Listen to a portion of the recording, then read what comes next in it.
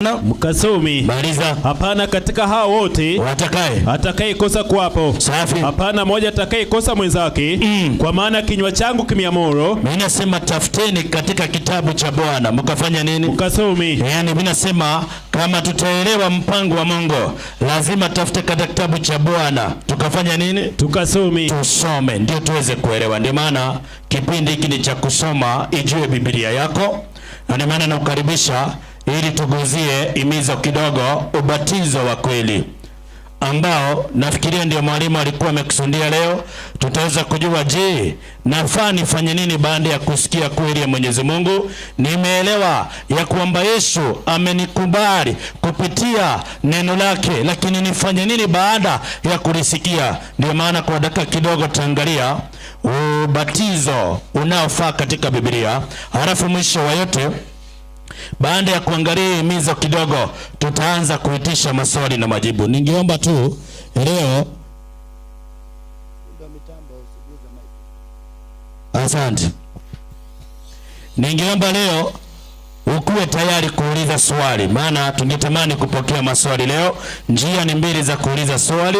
Kuna unaweza kuja upewe microphone uulize swali, ama unaweza andika ulete hiyo karatasi isomwe ndio tuweze kujibu swali. Wacha tuweze kuomba ili tuweze kuanza fundisho la leo. Tunaomba. Baba wetu na Mungu tupendaye, Mungu mwingi wa rehema, tunakushukuru Yesu kwa wema na fadhili zako, kwa kuwa umwema, umetulinda ukatuongoza tena ukatuhifadhi. Tumeona uwepo wako na tena tumesikia sauti yako inapozungumza. Tena umekuwa nasi hata kipindi ambacho kimetangulia, na unazidi kuzungumza nasi ujumbe wako wa tumaini. Tunakuomba na kulilia Mwenyezi Mungu uliye wa rehema, tunapoanza kipindi hiki tunakuomba Roho wako aliye wa kweli atuongoze na kunyenyekevu Kristo.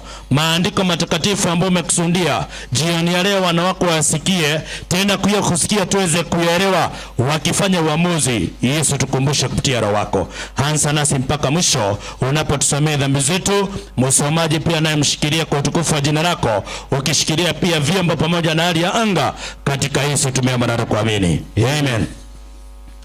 Yesu alipokuwa anatoka duniani, anaacha kazi kubwa ifanyike duniani, na anapoacha hii kazi anaachia wanafunzi na anatuachia pia nasi kipindi cha mwisho kazi ile ile. Maana Yesu aliyekufa lazima injili yake ingeendelea duniani, maana muasisi wa injili alikuwa Kristo mwenyewe. Anapokuja duniani akaanza kutangaza kweli yake, akihubiri injili ya tumaini. Hebu sikize kitabu cha Marko 1 mstari ni ule wa 14, inasemaje? Inasemaje? Hata baada ya Yohana kutiwa gerezani, Yesu akaenda Galilaya. Yesu akaenda katika mji wa Galilaya akihubiri habari njema ya Mungu. Akihubiri habari njema ya Mungu akisema, wakati umetimia. Anaambia watu wakati umetimia na ufalme wa Mungu umekaribia. Safi. Tubuni. Sasa sikiza, hatua ya kwanza kwa yote ameamini injili. Yesu anasema tubuni na kuiamini injili. Na kuiamini nini? Injili. Na kuiamini nini? Injili. Sasa angalia, hatua ya kwanza ya mhubiri anafaa ni kuhubiria mtu akiamini injili. Biblia inasema kuna hatua ya pili, lakini hatua ya kwanza ni kusikia, hatua ya pili ni kuamini, hatua ya tatu ndio jioni ya leo tunataka kuangalia ubatizo sahihi wa Biblia. Maana leo tukiangalia dunia tunayoishi, shetani ashakoroga akili za watu. Batizo zimekuwa nyingi mwalimu wangu, si ndio? Naam. Ukiangalia duniani kuna wale, ukienda mfano, nimesema nini? Mfano. Ukiingia mahali inaitwa Butere, mwalimu wangu, Western, ukiingia wapi? Butere. Western. Tuko pamoja? Naam. Kuna imani moja utapata wao wakifanya ubatizo lazima ulete kuku. Nimesema nini? Ulete kuku. Ulete kuku mzima, uchinje, upike na uweke supu mingi. Mhubiri anayekuja kukubatiza akula hiyo kuku mzima, akunywe supu, halafu baada ya kukunywa supu anakaa dakika kidogo, unatoka nje, anapanda kwa mti. Anapanda kwa nini? Kwa mti. Halafu mnapita pale chini akikukojolea. Akifanya nini? Akikojolea. Ukidhubutu uangalie juu, ubatizo umefanya nini? Umeharibika. Mnarudi wapi? Majini. Mnarudi tena. Mnarudi wapi? Chini ya mti. Unarudi tena grass mpaka upike kuku ingine. Mhubiri akuje siku gani? Siku ingine. Si batizo ni nyingi? Achana na hiyo mwalimu wangu. Hapa West, hapa Central mwalimu wangu, si ndio? Kuna imani iko wanaamini ukienda kubatizwa, ukienda kufanya kubatizwa. Ukienda kubatizwa lazima ukifika pale anayekubatiza unaambiwa meesha kucha vizuri, zikuwe refu, zikuwe nini? Refu. Zikuwe refu. Ukifika pale mhubiri anachukua inaitwa nini? Price. Anashika kucha, anaanza kung'oa moja. Halafu uking'olewa kuna andiko linasomwa. Andiko linafanya linasomwa. Mathayo 24:13 sikia. Inasema 24:13. Safi. Inasema na mwenye nasema lakini mwenye kuvumilia hata mwisho. Unasomewa andiko linasema mwenye kuvumilia hata mwisho ndiye atakayeokoka. Maana wanaamini uking'olewa kucha 3 za mkono wa kulia wewe umekamilika, umebatizwa.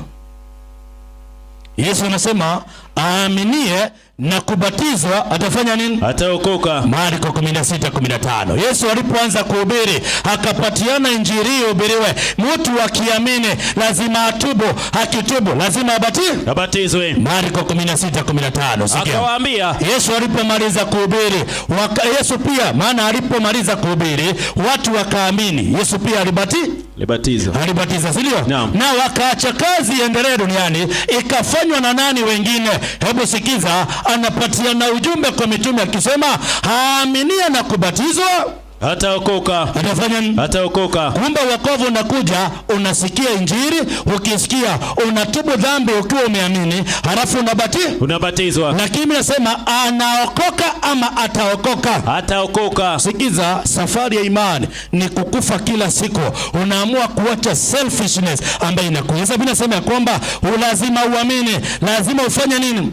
Uamini. Na lazima ukiamini utubu. Ukitubu unabatizwa. Swali, ubatizo gani mwalimu wangu, si ndio? Naam. Maana batizo zini nyingi. Naam. Na swali la pili, kama mtu hataamini nani mwalimu wangu, si ndio? Naam.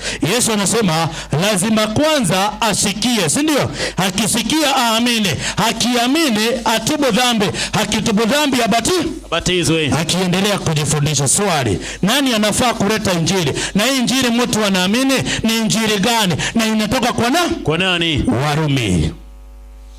Warumi 10 anzia mstari wa 10 inasemaje? Inasema kwa maana kwa moyo mtu anaamini hata kupata haki. Kumbe ili nibatizwe lazima nikubali kwa moyo, ili nikiamini kwa moyo nipate haki. Maliza andiko. Inasema na kwa kinywa ukiri. Na kwa kinywa nakiri hata kupata wokovu. Hata apate wokovu. Maliza. Kwa maana andiko la nena. Sasa andiko linasema hivi, maana maandishi Biblia ndio inatuelekeza. Ndio Yesu anasema tafuta katika kitabu cha Bwana. Andiko lazima hivi, kila aaminie Yesu Kristo atafanya nini? Tayarika. Kumbe ili niweze kubatizwa lazima niamini Kristo na ujumbe wote aliyofanya nini? Aliyoleta. Maliza andiko. Kwa maana hakuna tofauti ya Myahudi na Myunani. Sasa sikiza, Yesu anasema ikifika kwa ubatizo na ikifika kwa kuamini Yesu hakuna tofauti ya Mjaluo na nani? Na Mluya. Barikiwa mtumishi, tuko pamoja. Hakuna tofauti ya Mkikuyu na nani mwingine? Na Mmeru. Barikiwa zaidi. Sasa angalia, ikifika kwa Yesu hakuna tofauti. Yaani hakuna ukabila. Anasema hakuna tofauti ya Myahudi wala nani? Na Myunani. Safi. Maana yeye yule ni Bwana wa wote. Maana Kristo ni Bwana wa yote. Mwenye utajiri kwa watu wa mitao. Teremuka. Kwa kuwa kila atakayelitia jina la Bwana. Sasa sikiza, andiko linasema kila atakayelitia jina la Bwana wetu Yesu Kristo ataokoka. Atafanya nini? Ataokoka. Unajua wetu wameamini, nikisema Yesu ni Bwana nimefanya nini? Nimeokoka. Ndio unapitia mahali ubatizo ukaleta mwingine. Unapata watu wanaambiwa mmekubali. Sasa rudia maneno nyuma ya nani? Nyuma yangu. Nyuma ya nani? Yangu. Unajua ilikuwa enzi za 2000 pale mwalimu wangu, si ndio? Ikatokea imani inasema kuna nuru nini? Gizani. Una nuru nini? Gizani. Halafu unaambiwa iliweze kutoka, ili nuru ionekane katika giza, weka maji kwa glasi. Weka maji kwa nini? Kwa glasi. Halafu eka chumvi. Eka nini? Chumvi. Halafu unaambiwa shikilia TV yako. Unakumbuka hizo enzi? Naam. unashikilia TV, si ndio? Naam. Alafu mguu mmoja kanyanga mlango, rudia haya maneno nyuma ya nani? Nyuma yangu. Unasema Bwana Yesu. Bwana Yesu. Nimeokoka. Nimeokoka. Haya, ondoa jina langu. Ondoa jina langu katika kitabu cha mauti. Katika kitabu cha mauti. Andika katika kitabu cha uzima. Andika katika kitabu cha uzima. Alafu ukimaliza ambia kunywa yale maji. Ruka sema nimeokoka, si ndio? Naam. Yesu anasemaje? Lazima mtu aamini, akiamini Yesu afanye nini? Lakini kumaanisha kwamba ukiwa na Yesu umeokoka kabisa mwalimu wangu? Hamna. Sikiza, kuna hatua inayoleta ukombozi. Sasa leo watu wameambiwa ukirudia maneno haya, wewe uko na Yesu umefanya nini? Umeokoka. Lakini sikiza andiko linasemaje mwalimu wangu? Maliza andiko. Inasema basi wamwitije yeye wasiyemwamini. Wamwitaje Kristo yeye wasiyemwamini? Tena endelea. Wamwaminije yeye wasiyemsikia? Waaminije Kristo yeye wasiyemsikia? Tena endelea. Wamsikiaje pasipo mhubiri? Wasikiaje Yesu pasipo nani? Mhubiri. Sasa mhubiri analetwa aelekeze watu kwa nani? Kwa Yesu. Kwa Yesu. Ndio maana mitume wanaambiwa basi kwa sababu Yesu amekufa, amefufuka, hubirini injili duniani, mkihubiri ujumbe, akiamini afanye nini? Abatizwe. Akiamini afanye nini? Abatizwe. Mathayo 28. Alafu tuanze kusoma sasa tujue ubatizo ni nini basi. Maana Yesu anazungumzia ubatizo, lakini leo watu wamejitungia imani, batizo zao, mafundisho fulani yao, wakakataa mpango wa nani? Wa Mungu. Ndio maana mwalimu ambaye amekuwa akifundisha Biblia anaonyesha watu kichwa kimeharibiwa. Ndio unaona leo watu hata kupambanua maswala ya Mungu imekuwa shinda. Kwa sababu gani? Tumeweka tumaini huyu ndiye amesema, lakini Biblia isifanye nini? Isiseme. Mathayo 28 mstari ni ule mtumishi wa 18. Inasema Yesu akaja kwao. Yesu akaja kwao akasema nao. Safi. Akawaambia, nimepewa mamlaka yote mbinguni na duniani. Yesu anasema nimepatiwa mamlaka mbinguni na wapi? Na duniani. Swali, kuna mahali Yesu ana mamlaka?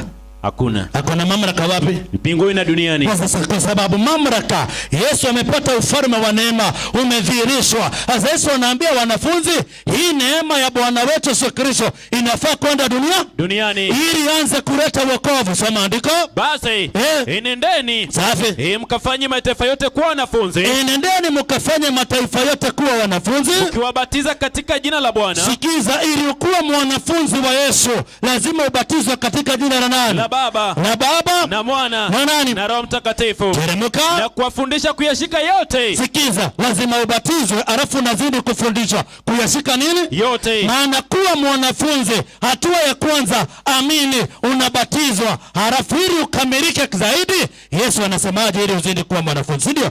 Unabatizwa, unaendelea kufundishwa. Sikiza, ili ukuwe mwanafunzi zaidi. Kitabu cha Yohana 8 mtumishi 31. Sikia. Inasema sio peke yake kubatizwa. Kuna watu walibatizwa lakini bado hawajakamilika kuwa nani? Wanafunzi. Hebu sikiza andiko linasemaje. Basi Yesu akawaambia wale Wayahudi waliomwamini, safi, ninyi mkikaa katika neno langu, mkiendelea, kizungu inasema if you continue in my word, mmekuwa wanafunzi wangu kweli kweli. Mkiendelea katika neno langu mmekuwa wanafunzi kweli kweli. Unaamini neno, unabatizwa, lakini ukibatizwa unazidi katika neno. Maana tabia lazima uendelee kukomaa ili wokovu Yesu anaporudi ukuwe umekamilishwa milele na nini? Na milele. Sasa sikiza, Yesu akasema aliyeamini lazima abatizwe. Ubatizo gani? Na ubatizo upi? Hiyo ni maswali, si ndio? Naam. Unajua batizo ziko nyingi duniani mwalimu wangu, si ndio? Lakini Mungu akiacha mitume anawaambia lazima wabatize. Swali, waliachua ubatizo gani?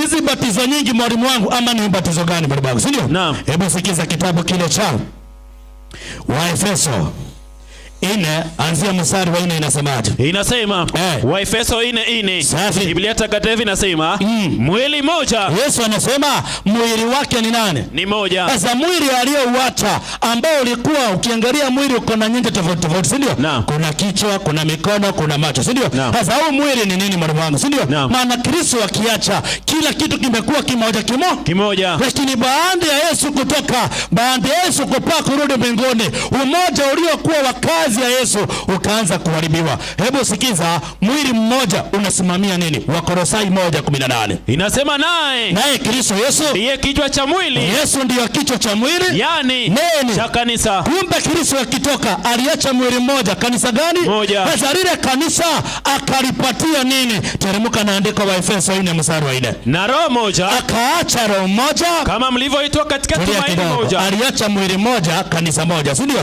Roho moja, si ndio? Naam. Swali, unajua leo roho duniani ziko nyingi, sio zaidi ya moja, si ndio? Kuna ule anashika watu kama ugonjwa wa stroke. Mara moja unakauka, unafanya nini? Unaanguka. Si ndio? Naam. Kuna hizo roho duniani. Lakini bado tunasema tuko katika imani gani? Yesu anasema roho moja, maliza. Inasema na kama mlivyoitwa katika tumaini moja la wito wenu. Anasema tumaini la lile kanisa ni moja, na tumaini tunajua ni umarejeo wa Kristo mara ngapi? Ya pili. Hapo sikia, tumaini moja. Inasema ima Bwana moja. Akaacha Bwana moja. Imani moja. Imani moja. Ubatizo moja. Na ubatizo gani? Moja. Kumbe kwa Biblia ubatizo ni gani? Ni moja. Leo kuna ubatizo wa kuruka moto, si ndio? Ukiruka moto unaambiwa umebatizwa. Kuna ubatizo wa kupitishwa na bendera kama safari radi. Huwa unaambiwa umefanya nini? Umebatizwa. Kuna ubatizo wa kusalimiwa mtu kwa mkono. Unaambiwa umefanya nini? Umebatizwa. Swali, ubatizo gani mmoja ambao Kristo anasema unafaa kuwa duniani, unafaa kupatikana kwa anayemwamini? Swali mtumishi, si ndio? Maana tunataka kujua ubatizo mmoja, si ndio? Swali, ubatizo ni nini kwanza kabla tuende kwa ubatizo mmoja, si ndio? Ubatizo ni nini? Ni nini? Ubatizo ni nini mwalimu wangu, si ndio? Warumi 6 anzia mstari wa kwanza. Ubatizo ni nini? Inasema 6:1. Warumi. Tuseme nini basi? Tuseme nini basi? Tudumu katika dhambi. Sasa Paulo anauliza, tudumu katika dhambi ili neema izidi kuwa nyingi? Safi. Hasha. Sisi tulioifia dhambi. Sasa sisi tuliokubali kufia dhambi. Kumbe anayeamini anatubu, anaamua kufia nini? Dhambi. Sasa maliza, sisi tulioifia dhambi tutaishije tena katika dhambi? Teremka. Afahamu ya kuwa sisi sote. Sasa sikiza, akifahamu ya kuwa sisi tuliokuwa wa dhambi, sisi zote tuliobatizwa katika Kristo Yesu. Sasa waliokubali kufia dhambi walibatizwa katika nani? Kristo Yesu. Teremka. Tulibatizwa katika mauti yake. Kumbe ubatizo ni nini? Hii ni mauti. Ubatizo ni nini? Kuzikwa. Ubatizo ni kuzikwa. Swali, unaweza zikwa halafu mikono na kichwa iko nje? Hapana. Biblia inasema ubatizo ni nini? Ni kuzikwa. Ubatizo ni nini? Kuzikwa. Ubatizo ni nini? Kuzikwa. Lakini kuna watu hawakuzikwa, mwalimu wangu, si ndio? Kuna watu walienda pale wakaoga uso. Wakaoga nini? Uso. Wakaoga uso. Wengine wakaosha kichwa, si ndio? Wakasema wamefanya nini? Wamebatizwa. Anasema si watu fahamu ya kuwa sisi sote tuliozikwa katika nini? Kristo Yesu. Basi tulizikwa pamoja naye kwa njia ya ubatizo. Kumbe ubatizo ni kuzamishwa. Ndio maana jina batizo, yani jina baptism mwalimu wangu, si ndio? Ni jina la Kigiriki mwalimu wangu, si ndio? Linamaanisha kuzamisha ndani ya maji mengi. Ndio unaona ya kwamba ubatizo ni kuzikwa, na anayezikwa ni mwenye amefia nini? Dhambi. Amefia dhambi, amekubali kuacha hiki, akatubia dhambi, anazikwa. Maanake anazikwa. Swali, anazikwa kwa mchanga ama anazikwa nini, si ndio? Anazikwa wapi? Sikiza polepole ndio uweze kujua. Ubatizo Yesu anaopatiana ni kumaanisha lazima nikubali mimi tabia yangu, mimi ni muasi, lakini nimepokea Yesu kwa imani, nimemwamini, ningetamani Yesu anisamehe. Akikusamehe anasema unaposamehewa lazima ubatizwe. Ubatizo maana ziko mbili mwalimu wangu, si ndio? Kuna ubatizo wa maji na kuna ubatizo wa nini? Wa moto. Wa roho mwalimu wangu, si ndio? Na ubatizo unaotangulia ni wa roho, ukupitia conviction na conversion ya Roho Mtakatifu, unafia dhambi, alafu unaingia ubatizo wa kuzamisha ndani ya maji nini? Mengi. Ndani ya maji nini? Mengi. Swali, unazikwa wapi, si ndio? Kitabu ni kile cha Yohana mtumishi. Yohana 3. Anzia pale, mstari ni ule, ama Mathayo 3 ni nzuri. Anzia Mathayo 3. Maana ubatizo ni kuzikwa. Swali, mtu anazikwa wapi, si ndio? Mathayo 3 anzia mstari wa 13 inasemaje? Inasema wakati huo Yesu akaja kutoka Galilaya mpaka Yordani kwa Yohana ili abatizwe. Lakini Yohana alitaka kumzuia Yesu akisema, mimi nahitaji kubatizwa na wewe, nawe waje kwangu? Nawe Yesu Kristo unakuja kwa nani? Kwangu. Sasa Yesu anapokuja ilianza kufanya kazi yake ukombozi, ya kuendelea kumkomboa mwanadamu aanze ministry yake duniani, ilibidi pia naye afanye nini? Abatizwe. Akaingia katika mto Yordani, maana Yohana alikuwa anabatiza pale. Alipofika kwa Yesu, Biblia inasema kwamba Yohana akamwambia, mimi nafaa kubatizwa na wewe unataka kunibatiza? Yesu akamwambiaje? Yesu akajibu akamwambia, kubali hivi sasa, kwa kuwa ndivyo ipasavyo kuitimiza haki yote. Kumbe vyenye Yesu alibatizwa ndivyo ipasavyo kutimiza haki ya Mwenyezi nani? Mungu. Haki ya Mwenyezi nani? Mungu. Sasa Yesu alipobatizwa alibatizwaje? Mstari wa 16. Naye Yesu alipokwisha kubatizwa, mara akapanda kutoka majini. Kumbe Yesu akibatizwa alikuwa majini ndani. Alikuwa majini wapi? Ndani. Kwa nini Yesu abatizwe kwa maji? Na kwa nini Yohana abatizwe kwa maji? Mbona abatizwe? Maana ubatizo unafaa kuzikwa, si ndio? Naam. Swali, mbona Yesu abatizwe kwa maji? Yohana 3:23, sikia. Yohana naye alikuwa akibatiza huko Ainoni. Yohana naye alikuwa kubatiza huko Ainoni, karibu na Siloamu. Kwa sababu huko kulikuwa na maji tele. Kumbe mtu anabatizwa mahali kuna maji nini? Tele. Mahali kuna maji nini? Tele. Lakini kuna mtu atakwambia hapana, lazima nibatizwe kwa mto mahali maji inafanya nini? Inatembea. Ukinibatiza kwa swimming pool, hiyo sio ubatizo. Biblia inasema unabatizwa mahali kuna maji nini? Tele. Mahali kuna maji tele. Ndio unaona Yohana alibatiza, na ili abatize pale maji ilikuwa mingi ndio aweze kumzika nani? Kristo. Yesu azikwe. Sasa ubatizo ni kuzamisha ndani ya maji nani? Mengi. Sasa sikiza. Biblia inasema ubatizo lazima mtu afanye nini? Azikwe. Na anayebatiza na anayebatizwa wote wanafaa kuwa ndani ya nini? Ndani ya maji. Ndani ya nini? Maji. Matendo ya Mitume 8, mtumishi. Matendo ya Mitume 8. Sasa ujibatizangi, unajua kuna mahali unaenda unapata mtu anasema mimi nimekuja, mhubiri anakuambia umekuja kubatizwa, aingia kwa maji. Mhubiri yako pale anakuambia wewe batize. Hapana.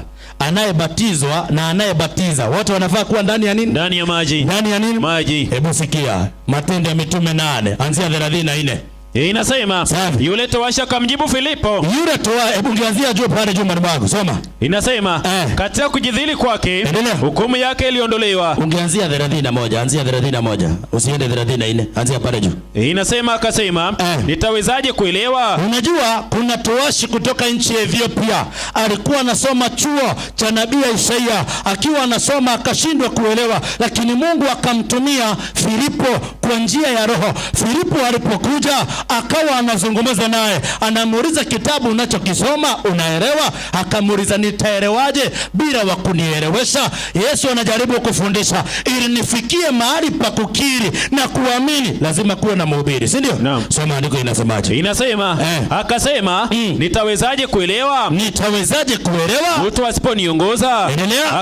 Akamsihi Filipo, akamwambia Filipo hivi apande kuketi pamoja naye. Filipo akaambiwa panda kwa lile gari, kana mimi nieleweshe. Maliza. Na fungu la maandiko hilo kwa kilisoma ni hili: aliongozwa kwenda machinjoni kama kondoo. Hiyo ni Isaia 53 ambaye hakuwa anaielewa. Soma andiko. Na kama vile mwana kondoo alivyo kimya mbele yake amkatai manyoya, hivyo hivyo yeye naye afunui kinywa chake. Katika kujidhili kwake hukumu yake iliondolewa.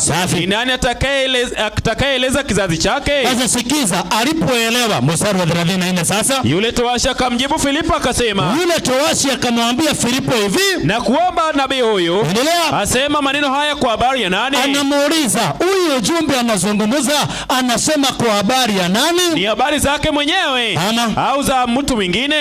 Filipo akafunua kinywa chake. Sasa Filipo anamwambia hivi, naye akianza kuandiko lilo hilo akamhubiri habari njema za Yesu.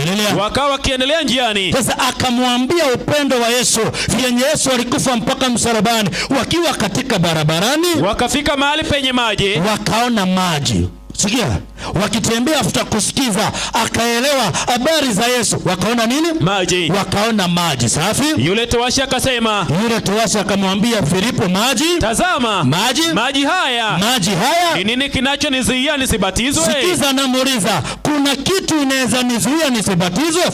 Filipo akasema, ukiamini kwa moyo wako wote inawezekana. Akamwambia, akajibu akanena, naamini ya kwamba anaamini ya kwamba Yesu Kristo Kristo ndiye mwana wa Mungu. Akaamuru lile gari lisimame, na wote wakatelemka wote wawili majini, Filipo na yule towashi, naye akambatiza. Kumbe anayebatizwa ambaye ameamini, lazima anayebatizwa na anayebatiza wote wakuwe ndani ya nini? Maji. Ndani ya nini? Maji. Na ili niweze kubatizwa lazima nikuwe nimetubia dhambi, nikaamini. Swali mtumishi, nimesema nini? Swali. Unajua Biblia inasema anayebatizwa na anayebatiza, si ndio? Wote wanafaa kuwa ndani ya nini? Ndani ya maji. Lakini kuna mtu alinyunyiziwa maji kwa kichwa Maribago, si ndio? Na unasema ulibatizwa. Biblia inasema anayebatizwa na anayebatiza wanafaa kuwa ndani ya nini? Ndani ya maji. Sasa mpendo, nataka unisikize. Kama unaamini ulibatizwa ubatizo wa kweli kwa kunyunyiziwa, na unaamini ni ubatizo wa nini? Wa kweli. Na kama ni wa kweli, yeye na aliyekubatiza nyote mlimafaa kuwa ndani ya nini? Ndani ya kikombe. Ndani ya kikombe ama jug. Maana anayebatiza na anayebatizwa wote wanafaa kuwa ndani ya nini? Ndani ya maji. Ndani ya maji. Ubatizo wa kweli. Biblia inasema anayebatiza wote wanafaa kuwa ndani ya nini? Maji. Maji, si ndio? Na anayebatiza ni mtu amefanya nini? Ameamini, si ndio? Swali mtumishi, mtoto anaweza amini? Hawezi. Lakini kuna watu wanasema nilibatizwa nikiwa nani? Mtoto. Nikiwa mtoto. Hujabatizwa, ni vile hukuoga nyumbani ukaenda kuoga wapi? Kanisani. Bwana Yesu asifiwe. Amina.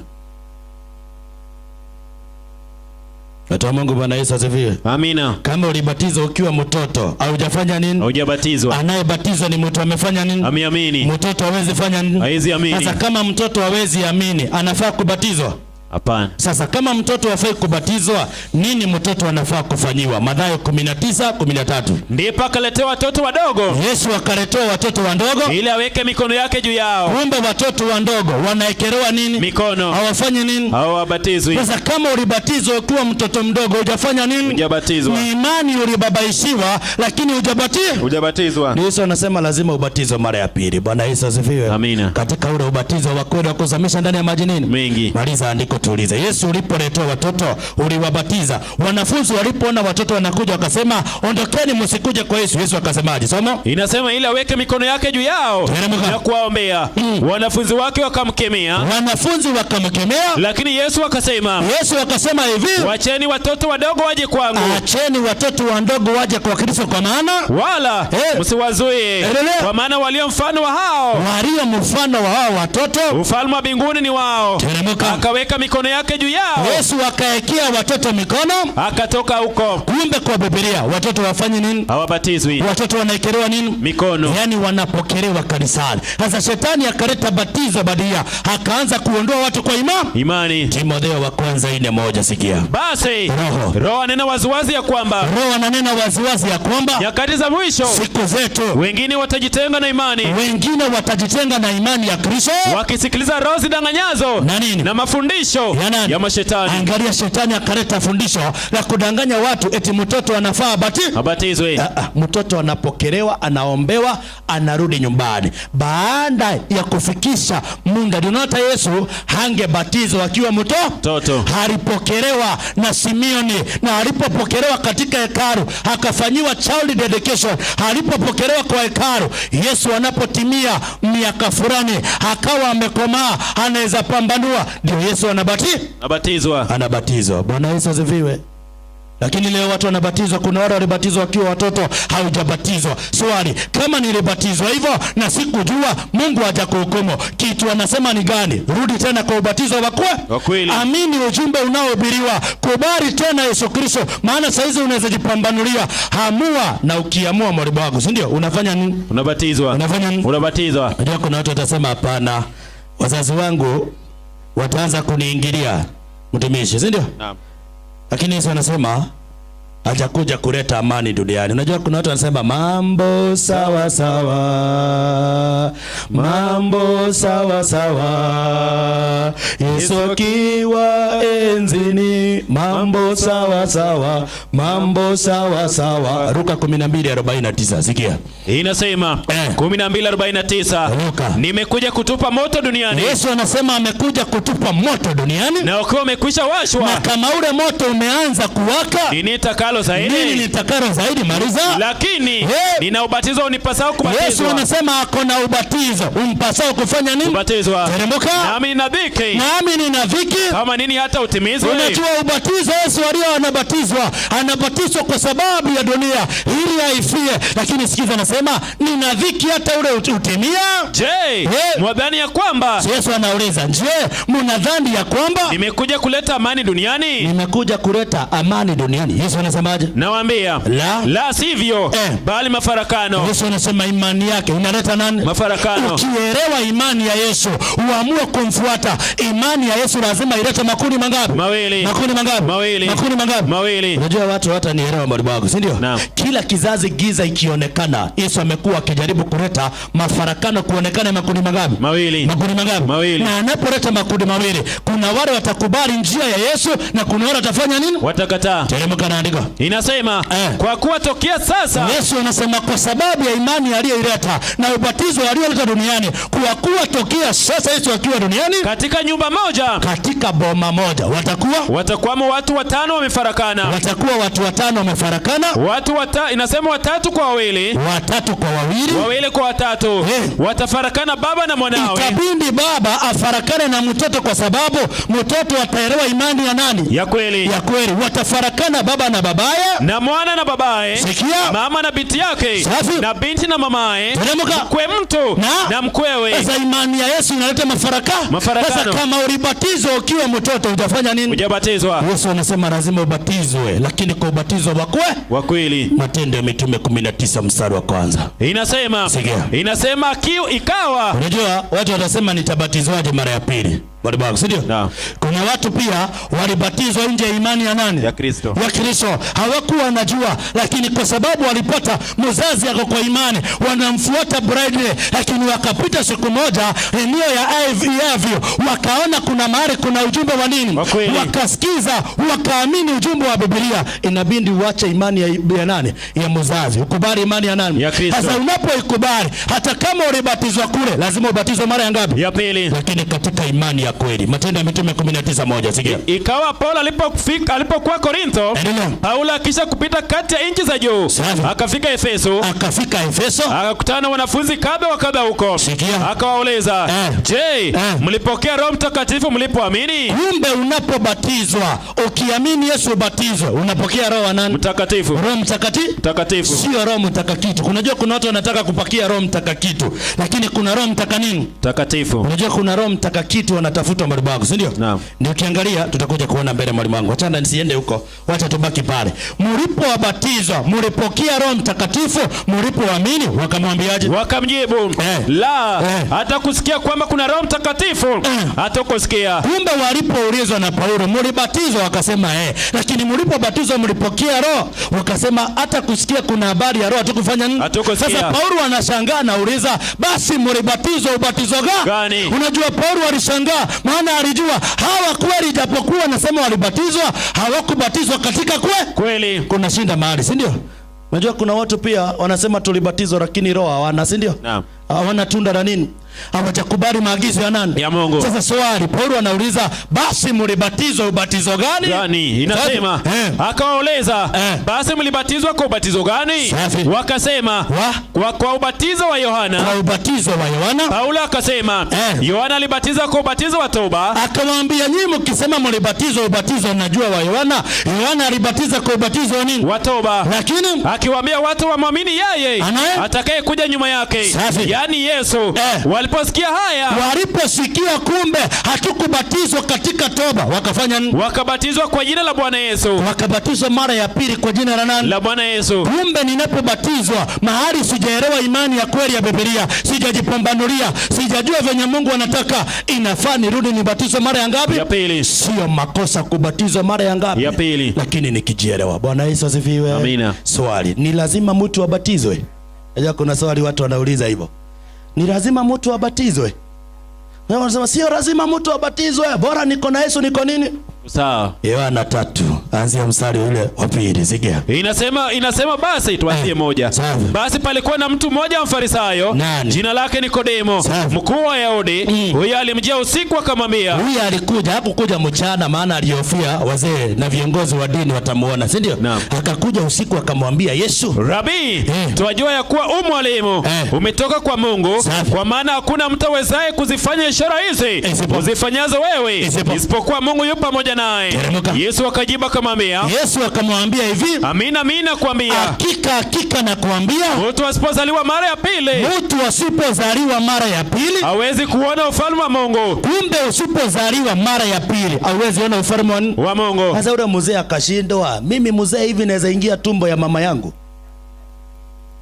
Akamuuliza Yesu swali, si ndio? Naam. Sikia. Nikodemo akamwambia, awezaje mtu kuzaliwa akiwa mzee? Awezaje kuingia tumboni mwa mamae mara ya pili akazaliwa? Yesu akajibu akasema, amina amina nakwambia, hakika nakwambia Nikodemo, mtu asipozaliwa kwa maji na akubali kazi ya Roho Mtakatifu na kwa Roho, hawezi kuingia ufalme wa Mungu. Kumbe lazima ubatizo, maana bila ubatizo hakuna ufalme wa nani? Wa Mungu. Ufalme wa nani? Wa Mungu. Lazima uamini ubatizo. Kuna watu wako hapa hawajaibatizwa. Yesu anasema lazima ubatizwe. Kuna watu walibatizwa wakiwa watoto, haujabatizwa. Yesu anasema lazima ufanye nini? Batizwe. Kuna watu walibatizwa wakarudi nyuma, backsliders, ambao wako wanajua hii ndio njia lakini wamekosea. Yesu anasema lazima urudi kwa nini? Kwa maji. Na Yesu amekuja kutafuta kwa hii town. Kuna watu wanakuambia, wale watu wanahubiri, najua wale watu ni wa kanisa yangu, si ndio? Lakini yako na miaka kama 3 hajaingia kanisani. Rudi kwa maji ubatizwe na utubu dhambi. Bwana Yesu asifiwe. Amina. Hatua ya kwanza ni kuamini, ya pili unatubu, ya tatu unabatizwa. Halafu unaendelea katika kweli ndio ukamilike kuwa mwanafunzi kweli. Lakini Yesu anasema hivi, mwalimu wangu, nafikiria hiyo tumeguzia ubatizo, si ndio?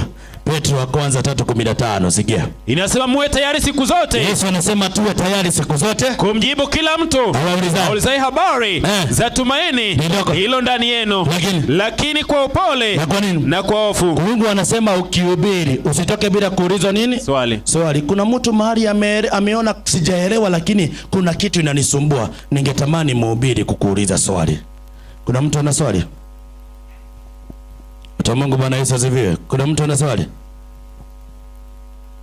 Wapendwa, ubatizo ni lazima. Ubatizo ni wa kuzamisha. Kama ulibatizwa kwingine, wengine wakakunywa supu, wengine wakang'olewa meno, wengine pia ndio unaona kuna imani, mwalimu wangu, Botkwel Migori, si ndio? Ukienda wanaamini ya kwamba lazima mtu ang'olewe meno 6 ya chini ili Yesu akikuja watambue kwa haraka. Unapata mtu anatembea ana meno ya chini 6, akikuongelesha unasikia hawezi ongea vizuri maana meno imefanya nini? Hakuna. Anasema alifanya nini? Alibatizwa.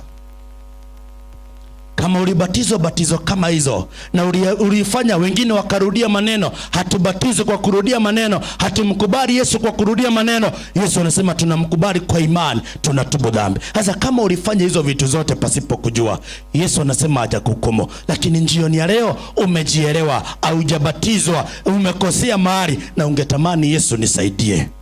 Mkutano kabla hujaisha, mimi nimerudi nyuma, mimi sijabatizwa hata kama nilikuwa naamini nilibatizwa. Ningetamani Yesu pia nami nishike mkono niwe mmoja watakaobatizwa. Inua mkono juu mahali ulipo. Ningetamani Yesu akusaidie utembee, maana ungetamani sasa nishajua siku batizo nikiwa mtoto, si ndio? Nimekuwa tu nikiendelea tu kufanya vituko lakini sijafanya nini? Wengine tulibatizwa lakini tukaacha imani, wengine tumekosea. Yesu anatuita. Bwana Yesu asifiwe. Amina. Kuna watu wamekaa kanisani hata hawajasikia kazi ya Roho ikifanyika ndani ya maisha ya nani? Lakini walibatizwa. Lakini Yesu anasema sio makosa kurudi kwa batizo mara ngapi? Ya pili. Ukisoma mtu anaitwa Naaman kwa Biblia aliingia kwa maji mara ngapi? Mara 7. Lakini unaposoma Biblia inasema kwamba kuingia kwa yale maji mara 7 inaashiria ubatizo. Kuna wengi itabidi ubatizo mpaka mara 7 ndio dhambi iweze kufanya nini? Tuweze kumkubali Yesu kuwa waaminifu. Bwana Yesu asifiwe. Amina. Sio makosa kukuja kwa Yesu hata ikiwa ni jioni kama Nikodemo niweze kufanya nini? Ni wangapi wanasema jioni ya leo, mhubiri kabla mahubiri, hata kama sitatokea, ningetamani tu hata ikiwezekana mtembee kwangu tuweze kuzungumza, maana kuna shida kwangu, lakini nafikiria nilibatizwa lakini siko sawa na Mungu. Ningetamani Yesu anisaidie. Uko pale ungetamani Yesu akusaidie ili tunaposimama kuomba sisi wote, maana masaa imeenda, si ndio? Nikimaliza kuomba ningeomba Milimani kwaya mnapokuja ili tuweze kumaliza. Simameni mlioketi. Ubatizo ni wa kuzamisha ndani ya maji mengi, na kama hujabatizwa jiandae. Ndio maana mkutano umekuja, na kama ulibatizwa ukarudi nyuma, kama ulibatizwa ukiwa mtoto hujabatizwa, na kama ulibatizwa nje ya imani ya Yesu ambayo tutaitambua kwa hiki kiwanja, ni vizuri urudi kwa maji ubatizo. Bwana Yesu asifiwe. Bwana Yesu asifiwe. Wapendwa, Mungu amani awabariki. Naona masaa imeenda. Kesho pia ni siku tutakuja kuendelea zaidi, mwalimu akiendelea kupeperusha mafundisho ya Biblia ili tuweze kubarikiwa. Enda na itu nyumbani ukijua ubatizo ni wa maji nini? Maji mengi. Na anayebatizwa ni mtu aliyeamini, amekubali kweli, akaamua kufia dhambi, akaamua kuja kwa Yesu atakasike, Yesu akimuongoza katika safari ya matumaini. Na kama ulibatizwa kwa hizo batizo badia, tumeona ni vyema ukubali Yesu, urudi kwa Yesu, uweze kuanza wema na Yesu Kristo, utakaswe na uweze kutembea na Kristo. Yesu anaporudisha ufalme wake mara ya pili, upatikane uko sawa. Mungu amani awabariki. Tunaomba. Baba na Mungu tupendaye, jina lako litukuzwe. Tunakushukuru kwa wema na fadhili zako, umetulinda ukatuongoza tena ukatuhifadhi. Yesu, tumeona kwa kweli umetupatia ubatizo ambao tunafaa kubatizwa kila mmoja pasipo kuangalia jirani yake. Na unasema anayebatizwa ni individually. Unajua kuna watu wengi Yesu unatuonyesha watapotea kwa sababu tumeweka imani kwa mzazi zaidi ya neno la Biblia. Wengi tumeweka imani kwa mume zaidi ya neno la Biblia. Wengi tumeweka imani kwa mchungaji zaidi ya Biblia iseme. Wengi watapotea. Ndio maana unasema individually, kila mtu amue. Kama ule towashi akaamua, mimi naamini Yesu na niko tayari, hakuna kitu itanizuia. Hebu saidia watu wa Yevu. Wengi hawajabatizwa, wengi wamebatizwa batizo bandia, na ungetamani kuwasaidia. Zindi kujitukuza na kudhihirisha, na mwisho yote Kristo, kikundi kilichokuja kutafuta katika hili eneo, uwapokee kwa utukufu wa jina lako. Katika Yesu tumeomba na kuamini. Amen. Mungu amani.